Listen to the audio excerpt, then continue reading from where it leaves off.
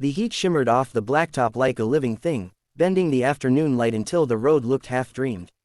At the edge of town, where the gas station had closed years ago and the woods began to swallow everything that wasn't nailed down, 12 motorcycles rested in a loose crescent. Chrome gleamed, leather creaked, the smell of fuel and dust hung heavy in the air. The men around the bikes looked exactly like the kind of men parents warned their children about. Beards, tattoos, scars earned and remembered, sleeveless vests stitched with a patch that read Black River MC. They were loud, rough, and laughing about something only they found funny. Then the laughter broke. A small cry cut through the sound of cicadas. "She's running," one biker muttered. From the tree line burst a little girl. She couldn't have been older than 6 or 7. One shoe flapped loose on her foot, the other gone.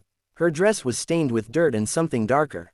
She ran as if the world itself were chasing her, arms pumping, breath tearing from her chest in broken sobs. She stumbled near the bikes and would have smashed face first into the pavement if a tattooed arm hadn't caught her mid-fall. "Easy," said the man who grabbed her. They called him Hank. He was broad as an oak trunk, hair pulled back into a gray-streaked tie, eyes sharp despite the sun. The girl clutched his vest like it was the last thing keeping her upright. "They're beating my mama," she screamed. "Please. They won't stop." The words slammed into the group harder than any fist ever could. The engines were still running. One by one, they shut them off. The sudden quiet was almost holy. Hank crouched, keeping his voice low, steady. "Hey, you're safe right now. What's your name, sweetheart?" "Emma," she cried. "They're hurting her. I tried to stop them." Hank's jaw flexed. "You did the right thing, Emma." "Where is she?" Emma pointed back toward the woods with a shaking finger. "The old trailer. By the creek. They're mad 'cause she tried to leave." That was all it took. No one asked questions. No one joked. Helmets were pulled on, gloves tightened. A man called Reaper, tall, hollow-cheeked, eyes like winter, swung onto his bike.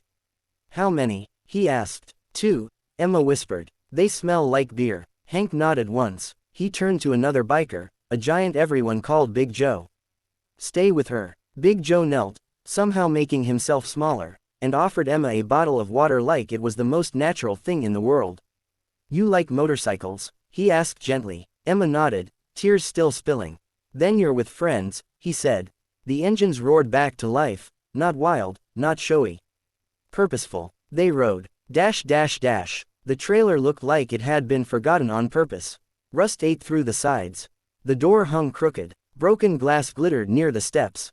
From inside came shouting, slurred words, sharp laughter, and then a sound that made Hank's blood go cold. A woman crying. Reaper didn't wait. The door burst open under his boot, slamming into the wall with a crack. Inside, time slowed. A woman lay curled on the floor, arms over her head. Her cheek was already swelling, one eye nearly shut. 2 men stood above her, one with a raised fist, the other holding a bottle like a weapon. They froze when they saw the bikers. "Who the hell are you?"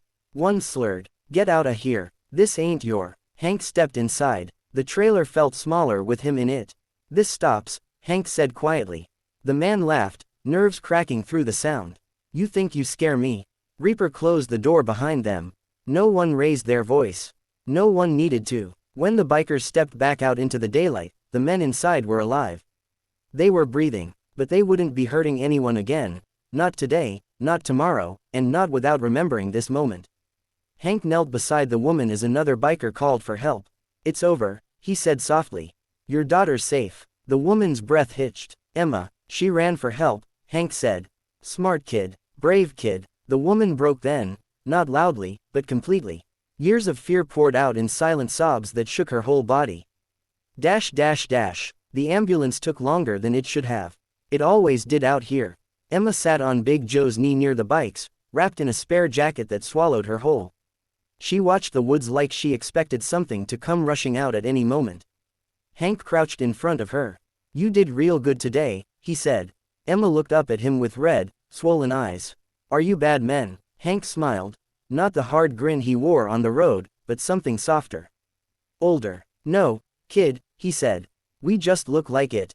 She considered that. "My mama said bikers are dangerous."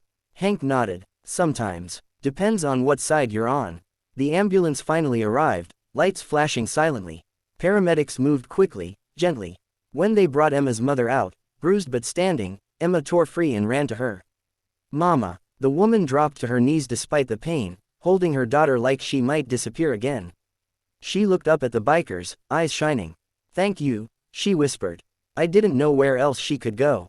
Hank tipped his head. She knew. Dash dash dash. As dusk crept in, the bikes lined up again.